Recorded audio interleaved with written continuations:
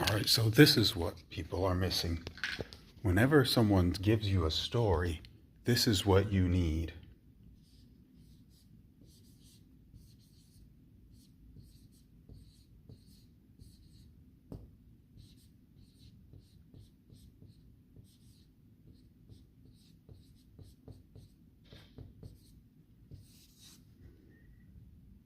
Unbiased verification.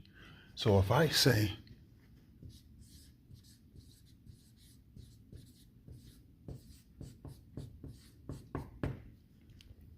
dragons exist, I need someone who does not think dragons exist to say yes, dragons exist. Does that make sense? So if I say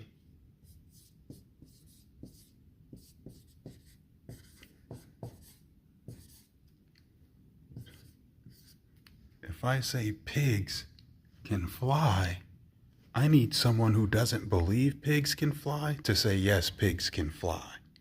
So if you say a man came back to life, you need someone who doesn't believe a man came back to life to say yes, a man came back to life. Does that make sense? That's all we're asking. When someone says verify, we need you to bring someone who doesn't agree with it to say it's true. That might sound crazy, it might be difficult, but that's just what things are.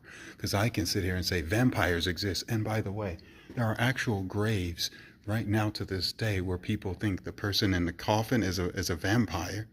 Vampires have writings, the Twilight, and there is even more than that. Twilight's a movie, but you get the idea.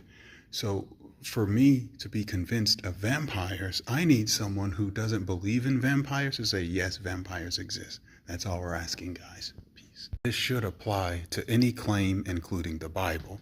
So there's lots of scholars who say the Bible is true. But what about people who don't believe the Bible is true? How many of those people will say the Bible is 100% true? No one. There is no one. There is no one. Just like any other religious book. The people who believe those books are true generally are biased towards the books. So, and no, Bart Ehrman doesn't count because Bart Ehrman does not think Jesus was God, so he doesn't count.